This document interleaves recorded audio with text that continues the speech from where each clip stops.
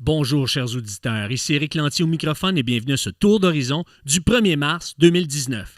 Eh bien, aujourd'hui, je vais vous parler, mesdames et messieurs, de la pénurie des enseignants. Ben oui, pourquoi?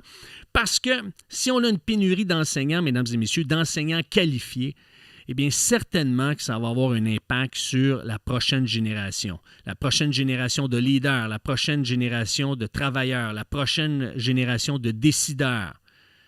Et ça, c'est à considérer. L'autre chose, ce qui me préoccupe, c'est que le ministre de l'Éducation semble pas, en tout cas du moins dans son discours, considérer qu'il s'agit d'un phénomène important. Il semble minimiser la question, minimiser l'ampleur de la question même, je devrais dire. Parce que lorsque vous lisez un article qui a été publié sur la plateforme de la presse puis qui s'intitule « La pénurie d'enseignants est réelle selon des commissions scolaires », eh bien, Marie-Ève Moras nous relate des témoignages d'hommes et de femmes qui sont impliqués dans des commissions scolaires et qui font face à une pénurie d'enseignants.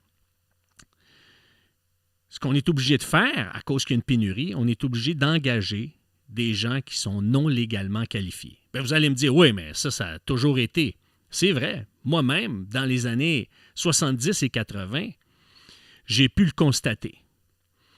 Moi, j'étais au baccalauréat entre 85 et 88 et dans mes dernières années du baccalauréat, je faisais de la suppléance. Je me rendais le matin, très tôt, dans une polyvalente. Je m'assoyais dans la salle des enseignants et j'attendais que la secrétaire m'appelle pour me dire « Ah, on a un poste pour toi aujourd'hui. On a une période. Un enseignant vient d'appeler à la dernière minute. Il a besoin d'un remplaçant. » Et moi, j'étais sur place. Maintenant, le problème est plus grand que ça. On a toujours eu des besoins de suppléants à la dernière minute. Mais là, ce n'est pas des suppléants à la dernière minute qu'on a besoin. C'est maintenant pour des postes à temps plein.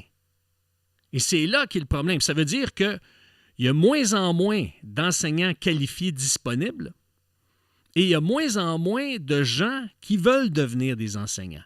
Alors, ça pose un problème. Ça veut dire que la profession n'est pas aussi désirée qu'elle l'était auparavant dans les années 70 et 80. Dans les années 70 et 80, être enseignant, c'était prestigieux. Beaucoup de gens voulaient devenir des enseignants. C'était bien vu. C'était noble.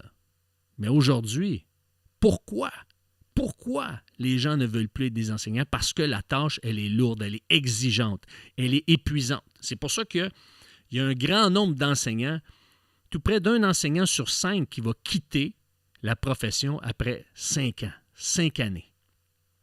Moi, j'ai 3 solutions pour renverser la vapeur. Parce qu'en ce moment, le problème, là, c'est qu'on est en train de ramer dans le sens contraire du courant.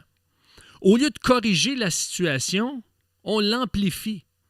Un exemple, à la commission scolaire Val-des-Serres, Alexandra Langlois nous dit qu'elle va refuser des demandes d'enseignants qui veulent être libérés pour, par exemple, du perfectionnement.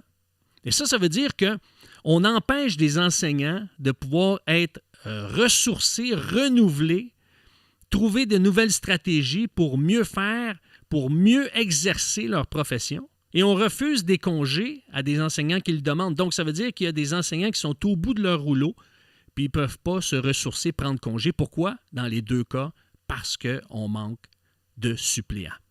Donc, mes solutions, une moins grande charge d'enseignement. Ça veut dire qu'ils enseignent moins de cours, moins de classes. Pourquoi? Pour que les enseignants soient libérés pour travailler en équipe, à trouver des stratégies, des solutions pour mieux enseigner, mieux encadrer les élèves et leur donner plus de temps pour investir dans la créativité et offrir une meilleure formation, une formation de qualité. La deuxième solution, c'est d'avoir de l'aide pour la correction. On sait que la correction demande énormément de temps. On pourrait engager des étudiants qui sont au baccalauréat en enseignement ou des enseignants qui sont à la retraite pour aider à la correction. Ça va libérer du temps pour que les enseignants aient plus de contact avec les élèves. Et l'autre chose, avoir des écoles dans un système à 3 vitesses. Une pour les projets spéciaux, arts-études, sport-études.